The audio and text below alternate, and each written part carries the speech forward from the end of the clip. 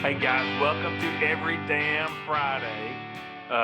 Man, it just keeps going, and the guests just keep getting better and better. I'm so honored.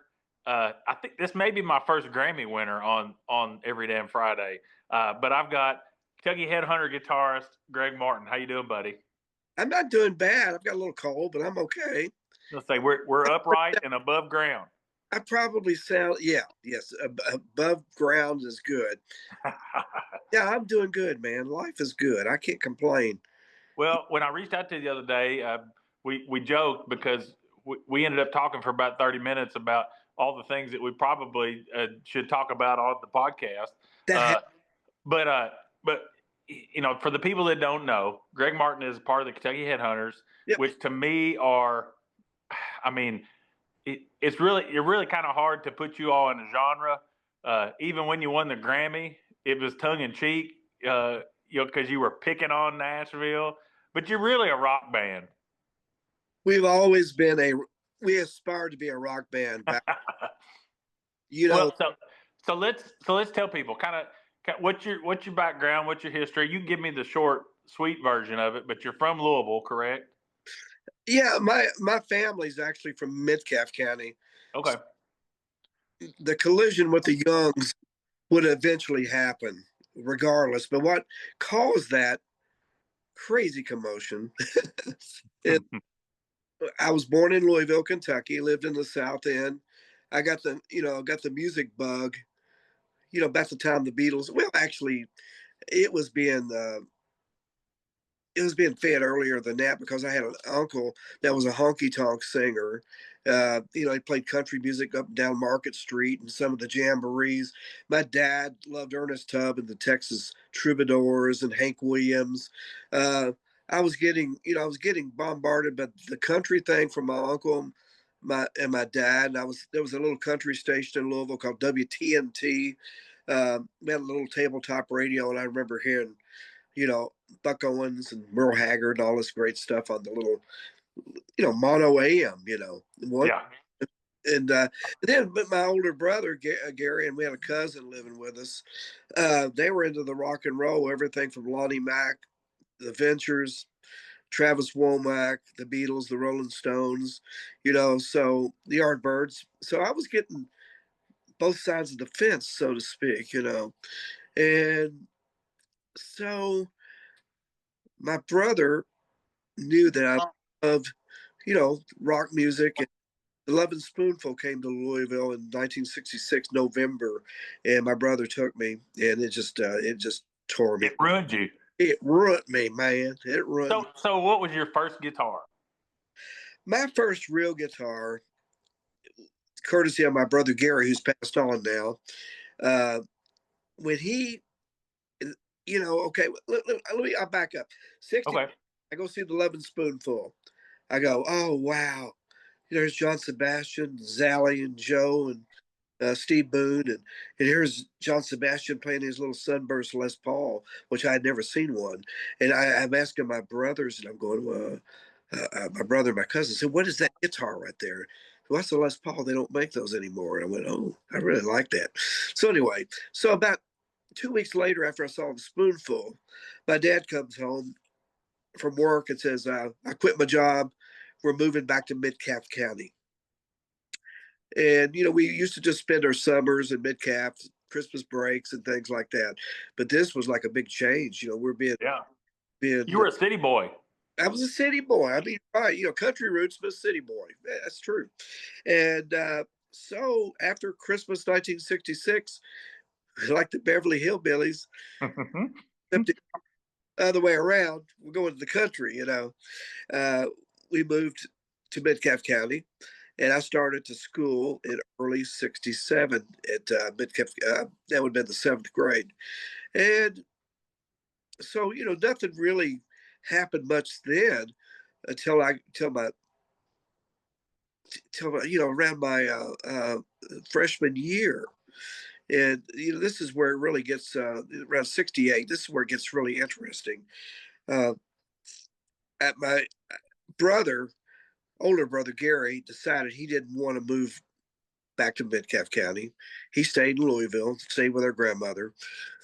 And so me and my two younger brothers and mother and dad, we went to Metcalfe County, and it was nothing to do at that farm. I didn't have a guitar at that point.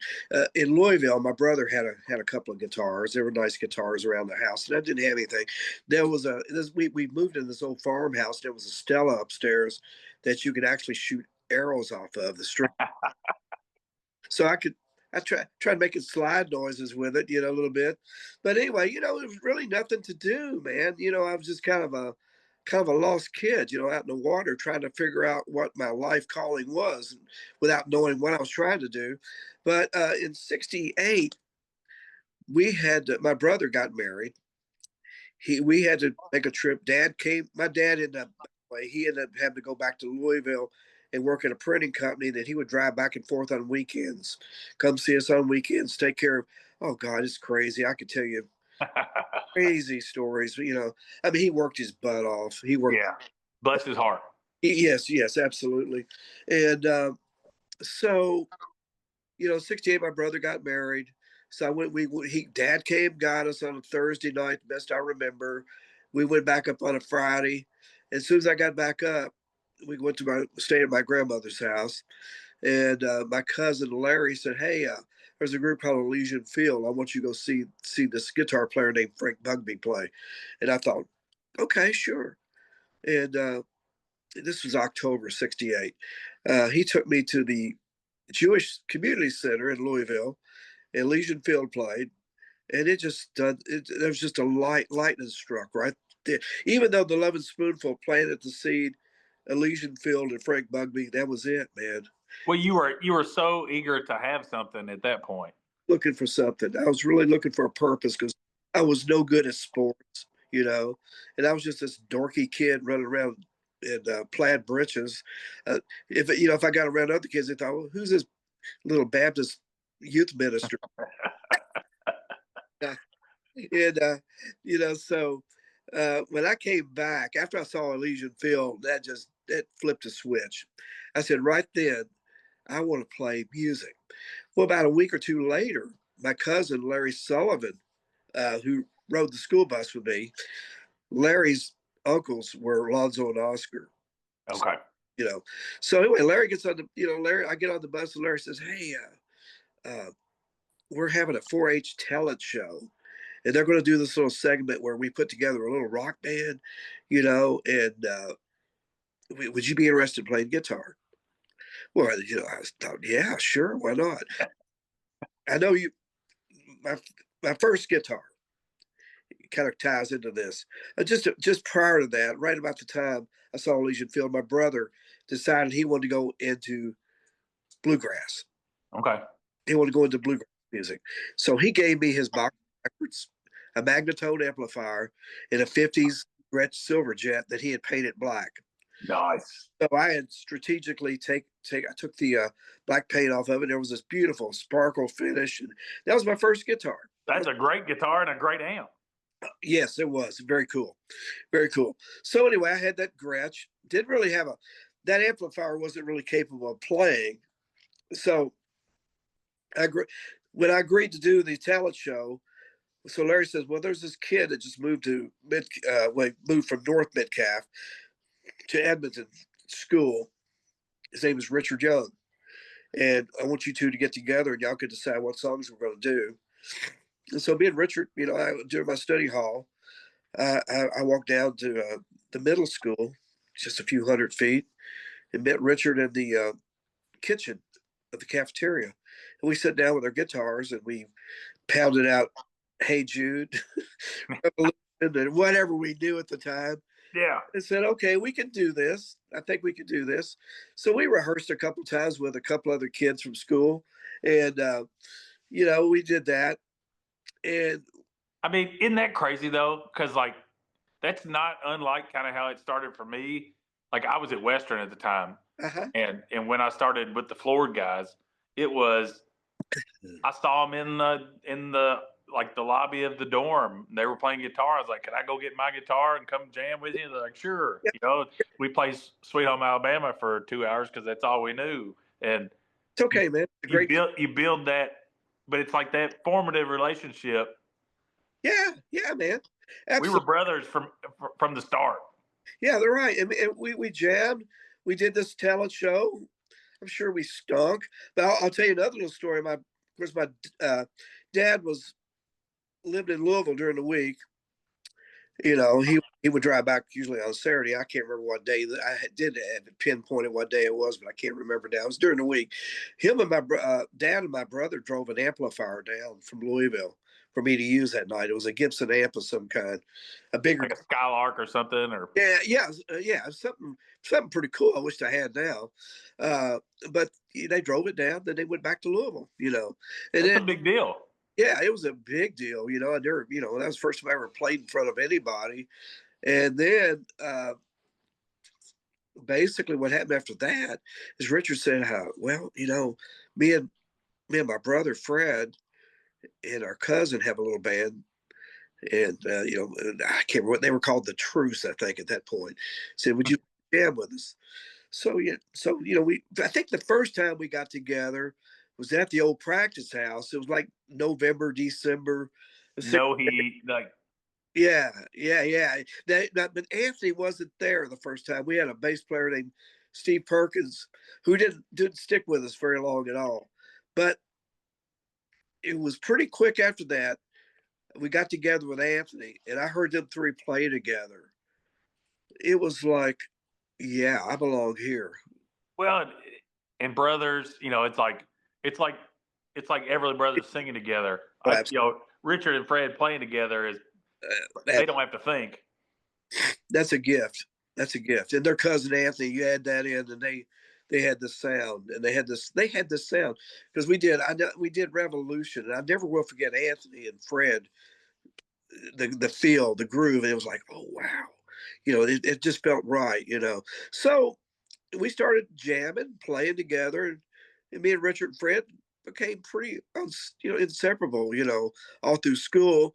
The first gig I actually did with those guys, we played the Glasgow, Kentucky Toys for Tots in December of it might have been November, but it was around November or December of '68.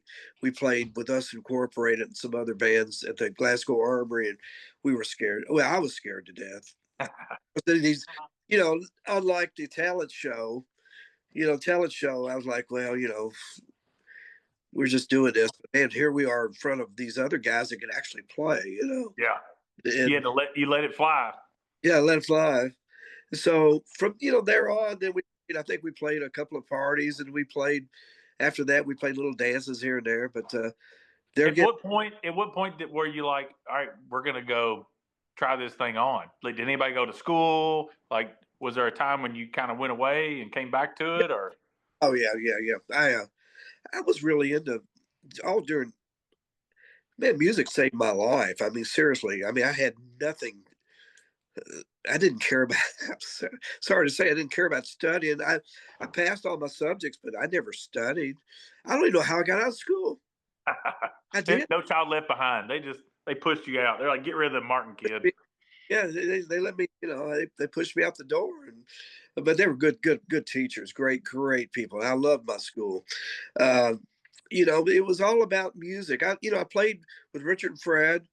We had our little band, which it went from the Truce, then we called it Aftermath for a little bit. Then we changed to Mandrake, and then eventually it became Itchy Brother later on.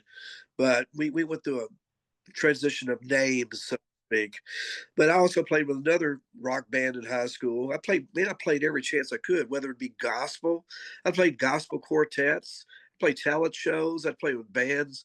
I even done some little recording sessions for gospel people. And I remember even playing drums on somebody's album, the Melody Airs. You can find a Melody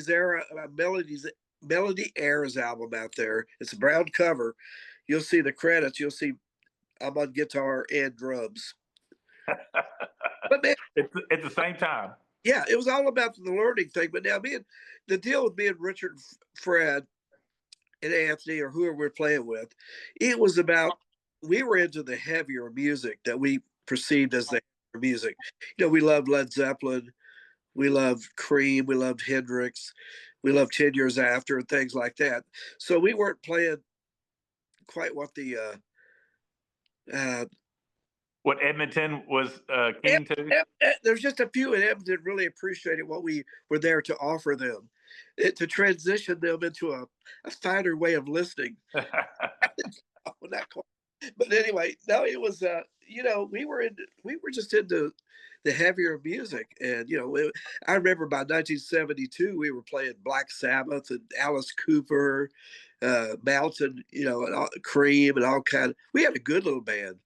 And then, yeah, when I graduated in '72, Josh, I had to make a decision. Initially, I had a girlfriend in Metcalfe County. Initially, I thought, okay, my parents. But what happened is my dad was still going back and forth, but my mother put her foot down and said, "We're tired of this.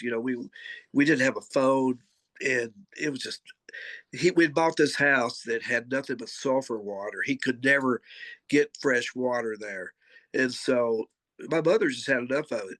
So '72, there was a decision to move back to Louisville, and initially I was going to stay back. And excuse me, guys. Sorry, I swallowed coffee that time. Uh, I'm still my nose has stopped up. Uh, so anyway, but the more I got, right after school, uh, I got scared and I ended up moving to Louisville, and that broke our little band up for just a little bit, or not our camaraderie or our connection, because we would get together whenever we could. They, they, Right. they would they would go on and play with different people, uh, and then we back around '73. I took a job in a printing company in Louisville, Fawcett Printing Company, and I had just pretty much I really didn't know anybody in Louisville. And you were using your hands in this machinery and all, like you could have ended it. Exactly, Josh. Yeah, I didn't like the job. I liked the people.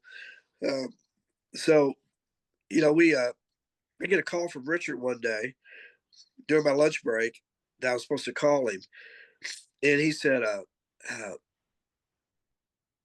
"Grandma Effie was going to give us some money to cut a little 45 record," and so we got together.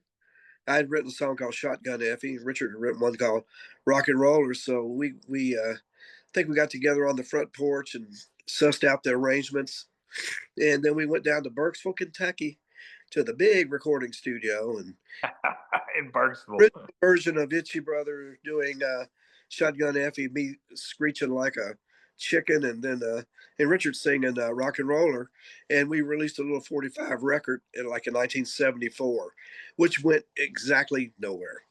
It went cardboard in Mexico. Yeah, I think I've even found a couple of copies floating around Louisville in a ditch. But it was a good little. Hey, man, it's got so much energy. I don't. The record has so much energy. It was like rural punk. Yeah, exactly. It was early punk rock. It really was. So, anyways, let's just say from '72 to '77, I worked at a printing company, and then I ended up taking over an electronics store in Louisville called P.I. Burke's out near Coy Manor, which I loved that job, man, because I sold stereos, records, CB radios, and anything to do with electronics. Uh, You were a hi-fi Greg then. yeah, I enjoyed that job. I enjoyed that. But then I get a call. What happened is they moved the Iroquois Manor store. They decided to close it.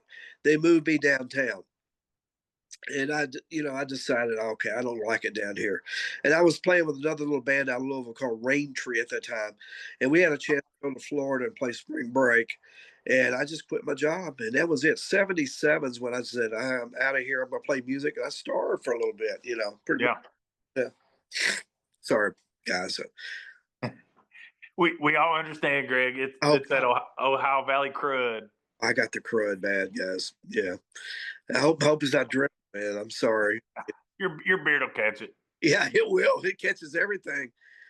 It does. So anyway, '77 is when everything really just solidified. That was it when I just started. I said okay, and then I went out and played with Rain Tree And then that fell apart. And the fall of '77, Richard and Fred called me and said, "Hey man, Tim Speck has left Itchy Brother, the bass player.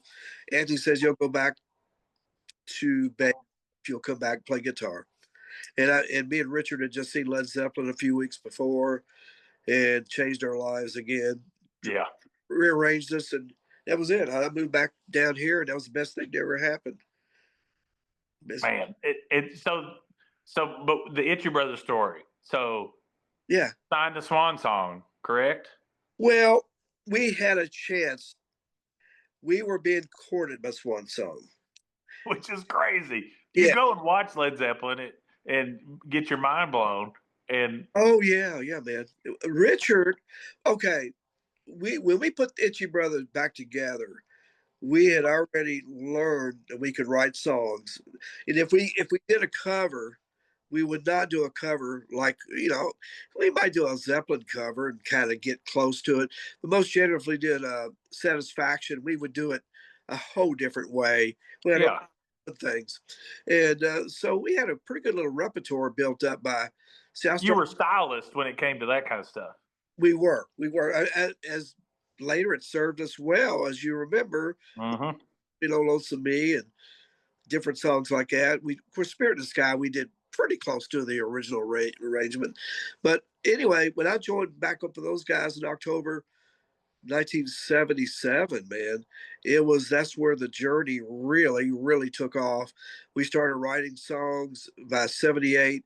We were playing. We started off playing soundstage in Louisville. We played Birmingham.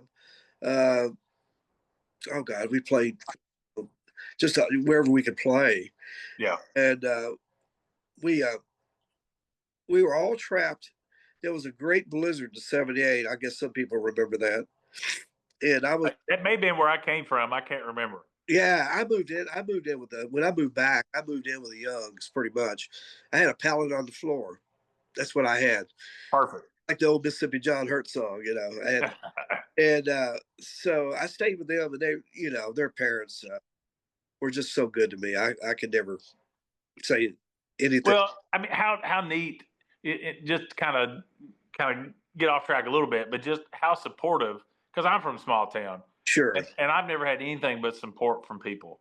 And where even when they didn't understand it, they weren't really sure what the hell I was thinking. Like, why wouldn't you just get a real job? But they were still so sweet and were like, yeah, man, go do, like, we got you. You can always come home.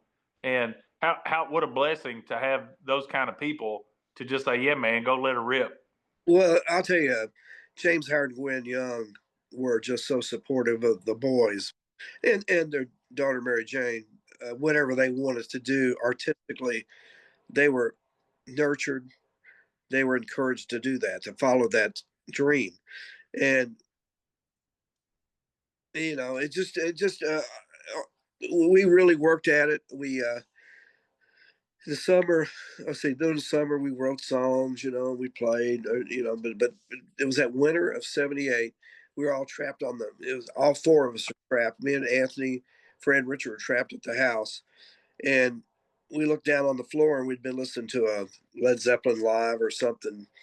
And we saw Swan Song. That's the label we need to be on. Richard got the number. He called Swan Song.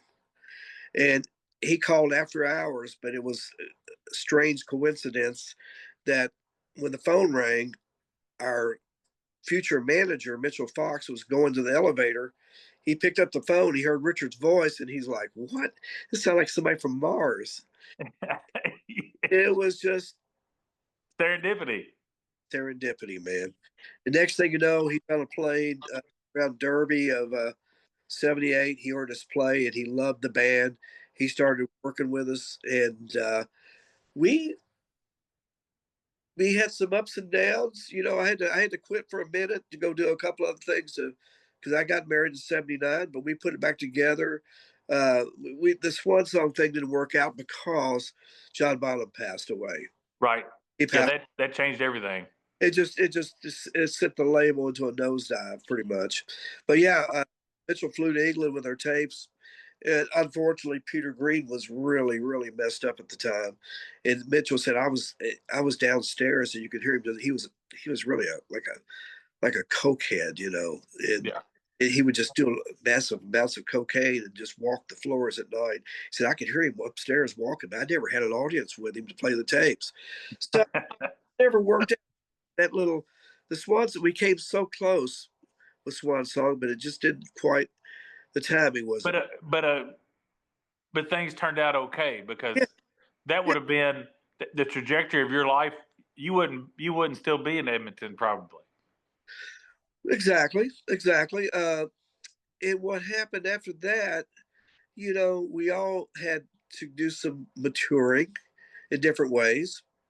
Everybody had to hone their skills. Uh, we by 81, we had exhausted our attempts at getting a record contract. Disco pretty much reared its head, and Yeah. there were different things going on. Our kind of music wasn't in style, at that time, and so out of necessity, and it was a great thing to happen. So I took a job with Ronnie McDowell. And the very same day I took the job with Ronnie McDowell, Doug Phelps took the job with Ronnie McDowell. And Richard Young, he goes writing songs for Acuff Rose. Fred ended up getting a gig with Sylvia. And Anthony, for a little bit, just kind of said, "Oh, I've had enough of this. I'm not going to do anything for a while." And we would get together and do a gig here and there while I was out with Ronnie. We had a couple of little reunion gigs, Itchy Brother, like one at the Armory and one at the Beaver Creek Music Barn. This in the 80s. But in 86, I thought it was time for us to put something together because there was a little blues boom going on. And Yeah. well, there's some cool little things going on. Bowling Green, Louisville, Lexington. We could put together some little blues rootsy band. And we talked to Anthony. He didn't want to do it. He was a little reluctant, I guess, because of the problems we had getting a record deal. He just didn't want to mess his job up. I get it. I totally get it. Yeah. So we drug him in later and ruined his life. But I that's, was gonna say I remember playing with you all when Anthony was playing bass. yeah, absolutely. So he came back. But what happened next, I kept bringing up, I said, well, what about Doug Phelps? And they didn't know Doug. And I said, well, they even come to a Ronnie McDowell show and kind of checked him out. Then we got together in my basement here in Glasgow on Wither Street. And we jammed and thought, yeah, this is fun. This is a fun little combo. So that's kind of the Headhunters as we know it, as you know it right this minute, was around March 1986 is when it started, in the basement. Then when it got a little warmer, we moved out the practice house. And then we ended up dragging Ricky Phelps into it. And then by 89, we have Picking on Nashville out. And it just, Oh my God. Yeah. And and I mean really like that's tongue in cheek, right? I mean you yeah, guys were like, "Oh, let's we're gonna make this record. We're kind of like, I mean, obviously it was genuine music. yeah, It's like I talking to David Prince last week, and he's like, I don't take myself serious, but I take the music really, really serious. yeah. And it seemed like that whole because I remember that record on the radio, and it's like these guys are fantastic, but they're not taking themselves serious. Like the, No, the music is important, but there's like whatever. Like we're not fancy. We're not wearing rhinestones. Like you know no. we're talking about slaw burgers and fries. I remember meeting Johnny Winter the first time. I like you guys. I like you guys. Uh, what do you say about us? You wear your work clothes when you play. Dress up. You know, That's perfect. we didn't dress up, but we when we brought Ricky initially, we were a four-piece band like we are now, and Ricky Lee came up one night. Oh gosh, it's been late 86 or 87. I can't remember. I wish I'd kept all this stuff. I probably got a calendar somewhere. And You've been pretty dead on like months and years so far. Just saying. yeah, I'm pretty close. It's in my head. I can almost get back to it. I mean, our first gig as the Headhunters with me and Richard, Fred, and Doug, we played on the square in a place called T-Berg's. I can't remember. It was on the square in Edmonton.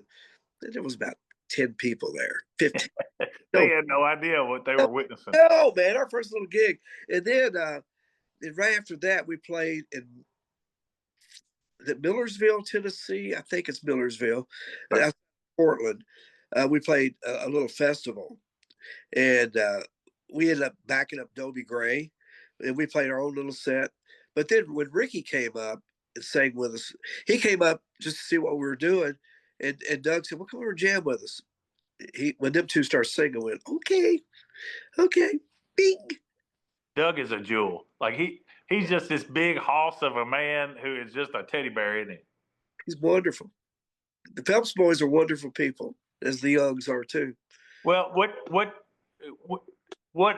So after picking on Nashville and after that success, didn't they the Phelps brothers kind of do a thing? Yeah, they did. They did. That pretty much. We went really strong. Man, 90, 91. Oh God, it was crazy. Well, Which is crazy. Like that's like you got yeah, in my head two of my favorite albums, "Shake Your Money Maker" and "Picking on Nashville," are being toured at like the same time. yeah, you're right. Picking on Nashville, that was a gift from heaven for us, for all of us, man. I mean, and it to me it becomes more apparent every year. I don't know how we did it, but it was enough innocence and enough energy and want to that went into that. I mean, honest to God, Josh, I mean, I left Ronnie McDowell. I realized in June of 1989, I held on to that gig as long as I could, and I finally had to quit Ronnie McDowell because I thought, okay, man, I really didn't think an album was going to do anything. I mean, I believed in it. I totally believed in the album, but I just didn't know if country music or whatever was going to warm up to this kind of music. And I thought, okay, when I leave Ronnie, man, I guess my music we'll probably tour this album a little bit, and then that'll probably be it. That'll be it. And I was, boy, well, thank God I was dead wrong.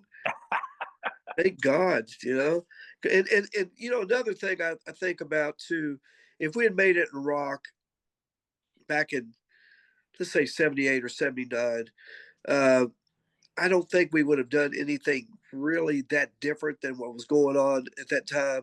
But with Picking on Nashville, we did something different. We changed things. We shook things up. It was It wasn't. We didn't try to, but it was unintentionally revolutionary. yeah, yeah. We would. I don't think we would have done that in rock at all. I mean, you had how many singles were off that record? Picking on Nashville. First single was "Walk Softly." Then Dumas Walker, All Else of Me. Then I think Rock and Roll Angel was after that. Those four. Yeah, We, four singles. we could have released all of the singles. Actually, they rushed us back in the studio for Electric Barnyard, which we should have took a little break to recharge, but we didn't. And that, and then we went back to work really heavy in '91, and by '92, people wore out. There was some. I'm not going to say animosity. It's just some. It just wasn't cohesive like it was. It turned into business, It, and that's it. It turned as into. it often does, and And then the Phelpses. Well, the Doug didn't want to leave. Ricky just he had enough of it, and I don't even know if he. And I talk to Ricky every now and then. yeah, I'm sure when the day he came and sat in with y'all, he had no intention of being in a band. He was wanting to be a solo artist. No, man, and I was talking to him here recently. I said, Ricky, when you go put a solo album out? And I said, first off, if you was to release a solo album, you would tour for a little bit, you'd get tired of it, wouldn't you? He said, yeah. Well, I kind of feel that way too. Ricky's Us, us exceptional. small town people, like it's the idea of touring is alluring to me, Yeah. and then when you're gone for a while, it's like, Yeah. Now, let's talk about that because when we were on the phone the other day, I was like, so what are y'all playing? 40, 50 shows? And you're like, nah, we're playing like 70, 75 shows. 70, 75. I don't know what this year will be like. I mean, God only knows. We start back. Because Fred's good, right? Fred's doing good. Yeah, thank God. Yeah, we had a little scare last year. It looks like we start back on March 6th. We're in Great Falls, Minnesota, and then Michigan, Nashville, Tennessee. No, that's not right. I think it's Nashville, Indiana. I'm pretty sure. I saw you're on a couple of big festivals that I've seen announced, I think we are. like one in Florida and Yeah, um, like the Country Thunder. I think I saw today, a couple of festivals. Yeah, which is so neat that like you, it's not like it's come full circle because it's not like you quit playing. It's not like you haven't been doing this for the last 25, 30 years. most But ever got a break was in 2020. yeah, Yeah, but everybody got. it but I feel like just like a lot of people, like the John Prynes and like if you just don't go away, Yeah, it's like well even like Billy, obviously he can't do you know he has to do Billy Gibbons band kind of thing now, but it's like there was a time when they were just touring and making to make money and it wasn't what it was, right? But right. it's come around now to where you guys are like this. I don't like to use the word legacy, but it's like a whole new uh, uh, group of people are discovering you all. Yeah, because a lot of them are going on. Yeah, it's like if you don't go away, you're giving an opportunity to a whole new generation to discover you. That's true. That's true. Yeah, and I think yeah, me and Richard talked about that. We talk about it every day. About something. We just latched onto a bus for this year, which is a quite expensive venture for a band like us. But at our age, we're not going to. That's the only way we're going to travel is a You bus. don't want to be in a van. Brand new bus this year, believe it or not. It's going to cost, but we'll have to work. We'll have to work this year. But we we're not. We're not just multimillionaires. We do well, but we don't. It's about playing music and trying to get out there as much as we can. I know someday. I know. How important was the Grammy to your longevity? Oh, it had to cement things for us for sure. That was an amazing feat. We never expected that. Never did. Yeah. Yeah. And I don't know what it means to win a Grammy anymore. Uh, Yeah. but but I but for some genres, like for some styles of music, winning the Grammy is still like this. It's like winning the Nobel Prize. Yeah. The year we won ours, it caught us. We didn't expect it. I mean, everything just hit at once. CMA Awards, ACM Awards, Playboy Music Awards, Billboard Awards, Grammy, and we've actually think we've been nominated 4 times for a Grammy, but won one, which is fine. Uh, That's plenty. That's more than I have, Greg. I'm very proud of it. It's downstairs somewhere. I I, I saw with John Mayer. Somebody asked him about his first Grammy. He's like, "Yeah, I eat cereal out of it sometimes." well, you could. I guess never thought. You know. Yeah. Let's talk about Hank the Plank. Hank the Plank is downstairs. He's taking a break. I've been using him in the studio. I've been working on a little blues project, having fun, and been using him in the studio. He doesn't go out very much. Hank the Plank is a stock 1958 Les Paul Special. I'm sorry, Les Paul Standard Sunburst. It was pretty much given to me by Hank Williams Jr. And he got it from who? He actually, it the best we can tell, it filtered down from Ohio to Ed King. That's what I was thinking. I thought Ed King had it. Ed King had it for a bit. He decided to sell it. He sold it through Gruen's. Hank saw it. He bought it. And Hank had it on the road. Well, as with Ronnie McDowell, we were doing, it had to be like 1988, fall of 88. Yeah. Ronnie McDowell was doing a gig at Jackson, Mississippi, the Jackson State Fair, or the Mississippi State Fair. And we were playing on a stage outside. We were on the little stage, but inside was Hank Jr. And so while Roddy McDowell, our band, we were on a fairly big stage, but it was outside. And this guy with long hair was out watching us, and his name was Bud Phillips. He said, "Hey man, you guys are pretty good. You guys, I work with Hank Jr. You want to come over and watch us?" And he gave us some passes, and we went over a side stage and watched Hank do his thing.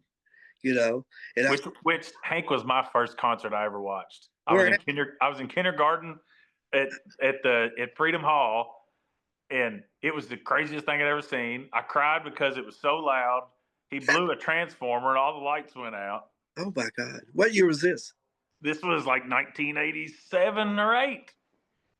Yeah, that was he was on top of the world, right? Man, it was the Bama Boys were wild too. Oh God, yeah, Animal. Yeah, I talked to Animal here back about a few months ago. They're great guys, such great guys, man. But anyway, that night I saw they had Hank the Plank on stage with them, you know, and we talked Well, about I mean, at that time it was just an old guitar, right? yeah, pretty much, but it was still in '89 it was still expensive. It was $10,000 guitar or something, but not like Yeah, now, which they're way up there, they're way yeah, up yeah. there. Well, hey, look, I've got here with me. Yeah. Oh, yeah, that's nice. What is that? This is my late uncle's '54 gold top.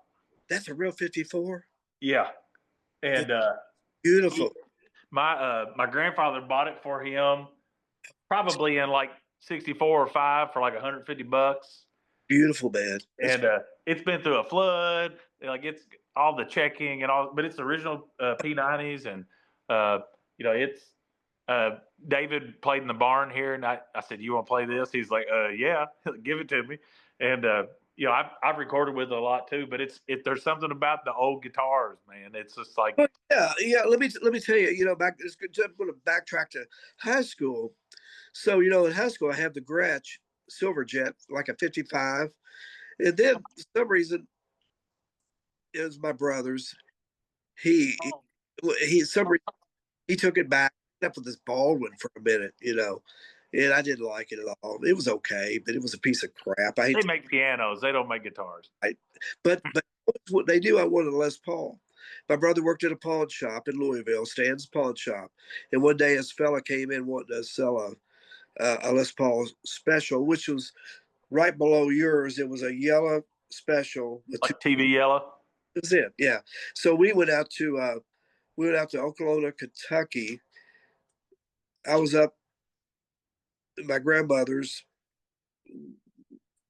It was like Thanksgiving break, I think. That's when it all went down. And we went out. We this guy had come into the pawn shop wanting to pawn it off. My brother said, "Well, would you like to just sell it? This and that." So he got the guy's number. We went out to Oklahoma. I traded him the Baldwin and some cash for that 58 special. And I Wow. high school. I also had about a 59 Esquire for a while, but they were used guitars, man. Yeah, I They were mean, like you said, when you asked what the Sunburst was, it's like they'd already switched to the SG Les yeah, Paul at that yeah, point, right? yeah. It wasn't until Clapton, Jimmy Page, Billy Gibbons, different people started, like Mike the Bloomberg, all that. Bloomfield. Yeah, yeah. Mike Bloomfield, yeah, yeah. They started using the Les Pauls. They became back in. It's like George Gruen says. He would get these calls from France. Uh, I'm looking for a La Paul. I did. He He said, tried to lowball me on this one. "Oh, I guarantee it." I went to have it appraised for my aunt for insurance, and he's like, "Oh, I'll give you 1250 for it." I was like, "No, no, buddy, I think I'm gonna keep it. What do you offer? 12,500." Yeah, it's worth more than that. That's a nice guitar. I could tell. Yeah. That, Well, it's one of those things. It'll never be for sale. It'll never be mine, but it'll also never be for sale.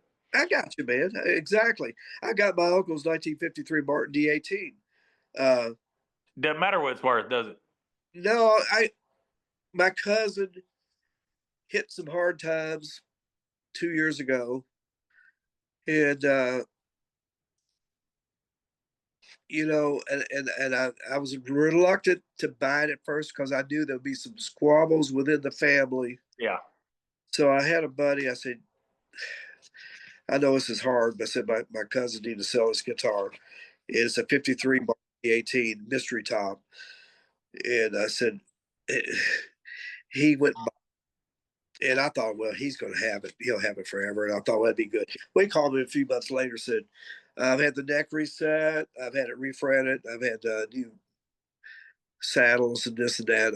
I'm going to sell it now. Are you ready to buy it? Yeah. And I bought it. I said, yeah. Yeah. Yeah. But, yeah. So, Well, it's like a, if I do this right here, yeah. you know, if it's kind of like my dad talks about his guns. He's like, if your mom sells the guns for what I told her they're worth, you stop her because Yeah. because she has no idea. Yeah. I hear you, man. I get it. I totally get it. You know, my brother Gary, the older brother, he passed away in 2013. He got into bluegrass, so he was always a connoisseur of old Martin guitars. All the pre-war stuff and He had pre-war Martins, he had herringbones, he had Lloyd Lure mandolins, master tone banjos, and stuff like that. He was into that way, and he always knew that he always encouraged me to go back and get those guitars, you know. So I'd wished I'd gotten on the Martin train a little earlier and got a D45 is what I wish, a snowflake, you know, but it never. well, and it's too late now for a guy like me. Like you can't even buy silver face Fender amps for less than $1,500 now. It's like I've got my number one acoustic that I play is a '67 B25 Cherry Sunburst. Yeah, But it's yeah, just, I mean, that's a B25 was a beginner style guitar, right? yeah. It's parlor size, but I love it. It feels good. It's Okay, beautiful. yeah, Uh, but everything else is like weirdo stuff. It's like I've got a couple juniors that are kind of beat up and banged up, and new ones, new ones, I'm sorry. older juniors, or what are they? No, most of them are relatively new. I've got it. My number one for a long time was a Chet Atkins SST because I always played acoustic, but I always struggled getting a good sound. Oh yeah, And but now you can't buy the electronics for them anymore, and I sweat through that thing so much. Like it's just a museum piece now. But yeah, yeah, yeah, man. I've got a little Eric Clapton triple out 28, you know, the Eric Clapton model, and I yeah, just friend put some electronics in it. You know, I got to pick it up Saturday in Russell Springs. He's going to meet me there, and he had to do some work on it because it needed a little work, you know. But uh, the older guitars are pretty special. Uh, I've got a 44 Martin D18 as well, but I may be trading it off for I may be going into a D28 53. there you go. I'm getting a little boot out of it. If it happens, it may not happen. If I tell you, it may not happen now. But my birth year is 53, so it There kept. you go. But I had a '79 Tobacco Burst Les Paul that was junk. So my birth year wasn't a good year for guitars. I think 79 wasn't. I mean, it depends. There's some 79s are okay. Most This gen, was this was the big, huge yeah, headstock. Like most generally 79, 7. Yeah, when they, here's the Ben Gibson didn't know what they were doing. When here they was, the standard comes back into favor again. What did they do? The first thing they do is they put out a Les Paul custom, and they put out a deluxe. And they didn't do it. They didn't do a Sunburst standards about 74, and then when they did, three-piece top, pancake body, yeah, stock. They didn't know what they're doing, man. no, I've got a new gold top, like a 2022. Yeah. It's what they're building now is wonderful. Like Oh yeah. and like your Southern Rock Series guitar, I'm sure is like. I mean, the Yeah. custom shop stuff is primo. Oh, they make some great stuff, man. They make some great stuff. Absolutely. We finally started taking some pride in it instead of just cranking them out. Yeah, yeah. And I use one of my models. I've got a Billy Gibbons Pearly Gates. I've got a Ronnie Montrose.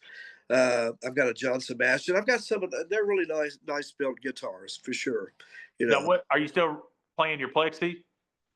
I use a lot. Well, in the studio, it's weird. In the studio, I'll use a Plexi every now and then, but live, I use a Germino.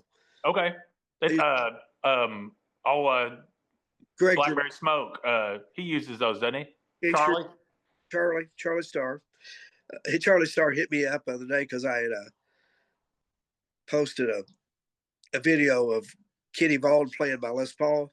Yeah. Oh, yeah. I saw that back from a long time ago. Charlie texted me and said, "Man, I want to meet those guys so bad." I said, "Man, I was just driving through Glasgow and Kenny Vaughan was walking up the street in his fringe jacket, just as cool as he could be.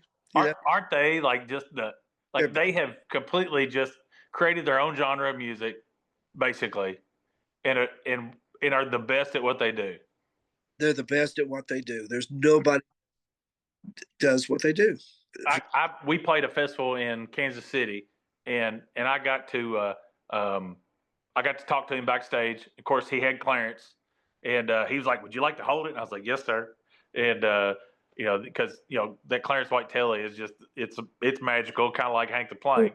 yeah, And, yeah. but it was so neat because my grandfather used to call me every Saturday, and I was always playing somewhere, and he would say, "Did you watch the Marty Stewart show tonight?" I'm like, "No, Granddad. Like I'm out. We're getting ready to play a show." And Hey, he was like, "Man, Kenny and him were really cooking tonight." I'm like, well, "I bet they were, Granddad." they, And he thought that was just the neatest thing, and it was real sweet. And oh man, we love Marty and his band. They're all great. They're good folks. And I love Paul Martin.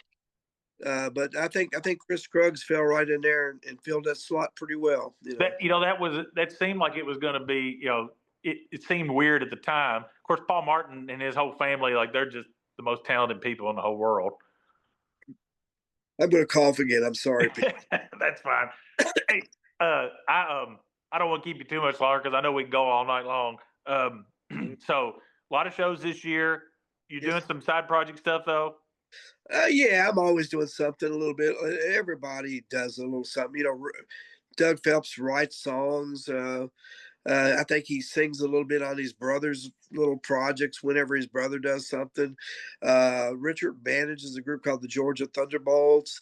Richard used to be very involved with Blackstone Cherry, of course. Yeah. Uh, Richard did a wonderful job getting those boys going. Yeah.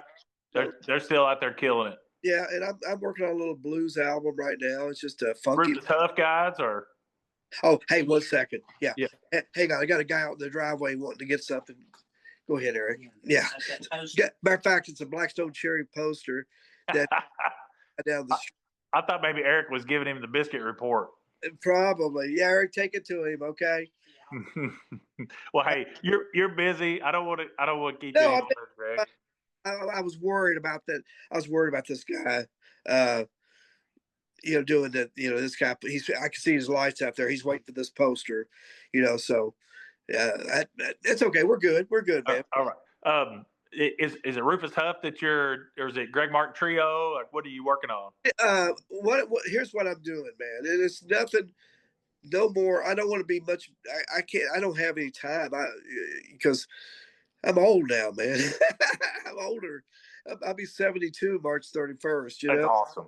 But what I'm doing, I just went in the studio last May, and I cut At Barracks. Yeah, at Barracks. I Okay. just rhythm tracks. Initially, it was just me and Chris Hardesty. Okay. We just laid down some tracks, and we brought Dean in later. Dino is still the coolest son of a bitch. Like Yes. he is the essence of cool. Yep. I just said, Dean, this is just a stripped down blues project. It's not really that rocked out. There'll be a couple things that'll be a little more rocky. It's nothing like Rufus Huff at all. I'm actually going to sing, which is it's going to be scary. But I figured at this point in my life, Hey, listen, I'm going to be honest with you. Like I just put out a record, and it did the best that any record I've ever done did, and I did it here at home, and I had no expectations. There was no preconceived anything. It's just I wrote some songs, I recorded them, pretty stripped down, and put them out, and it did great. yeah, I'm just doing this for fun. I mean, I've got, John Kay of Steppenwolf told us years ago, always consider your band the mothership. You go out and do your other things, but always come back to the mothership. Yep. We do. You honor your mothership, you know. Well, your mothership is pretty badass, and I've been lucky to get to play with you guys multiple times, Yeah. and I've tried like hell to get you here at the barn, but your radius clauses always snag me. Oh. Yeah. But it's okay. It'll happen eventually. Okay.